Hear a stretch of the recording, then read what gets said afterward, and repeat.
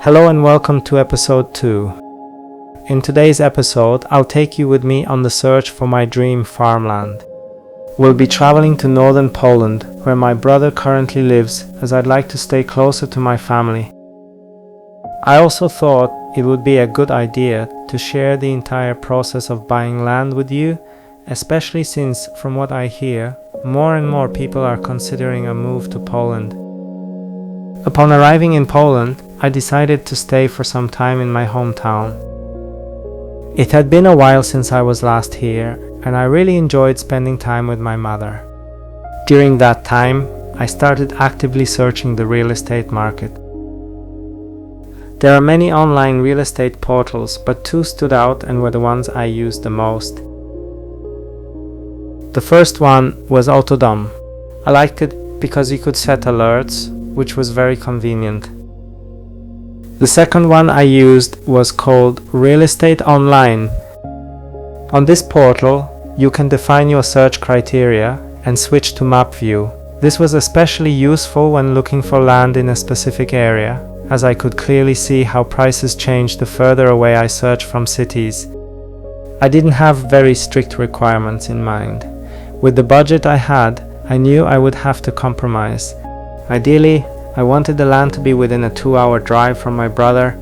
Currently, a trip by train from my hometown takes around 12 hours, which is extremely tiring.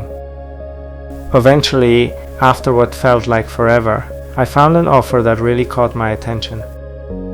The plot I found was just over 2 hectares of land, located in a beautiful countryside area about 30 minutes from the city. There was only one neighbor, and a forest wall directly bordering the land. Even though there was no electricity or water connected, I stayed optimistic and contacted the estate agent to arrange the viewing. Little did I know, at that stage, I was still very optimistic about this whole plan. I drove over 600 kilometers to see it. I set off at night to avoid heavy traffic, especially since I was driving through Warsaw, the capital of Poland. There's something almost magical about driving on quiet roads at night. Upon arrival, before the planned viewing, the owner changed his mind and decided not to sell the land anymore. Luckily, I had a place to stay and didn't have to drive 600 kilometers back home right away. I stayed with my brother and his partner. I continued searching. Second plot, nearly 6 hectares in great location by the lake. The electricity was nearby, but no gas or water. I didn't mind buying bare land and building on it myself. Unfortunately, this deal did not go ahead as well. After long negotiations with the agency, the owner eventually pulled out, said he no longer wishes to sell it. And there was the third offer, just over 2 hectares, located beautifully, within a walking distance between 2 lakes. Water and electricity nearby, and very good prognosis for getting building permit.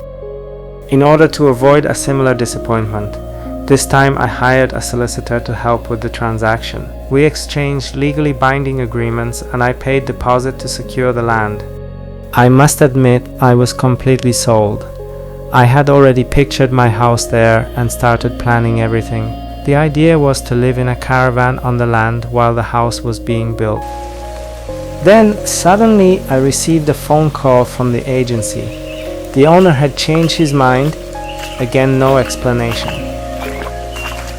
He simply wanted to return the deposit and no longer sell the land. At this point, I was really upset and disheartened.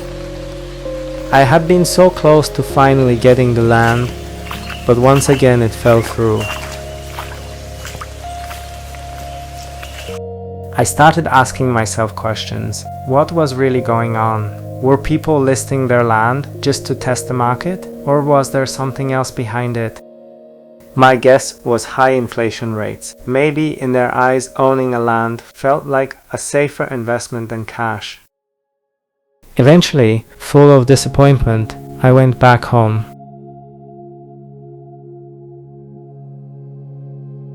And then, when I wasn't actively looking anymore, another offer appeared. Unlike previous plots, this one was within driving distance of a large city. It already has been connected to electricity and water. There were trees, lots of old trees, even an apple orchard.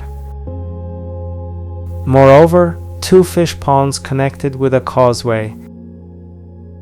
There was also an abandoned house and an old barn. The offer was too good to be true. It was also at the very top of my budget, and in order to purchase it, I would have to borrow the money.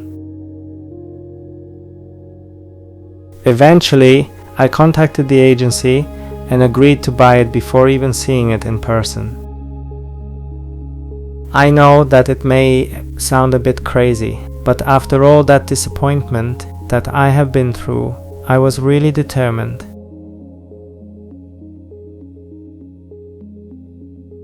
I traveled north once again. We signed the documents and I was handed the keys to a house I had never seen before.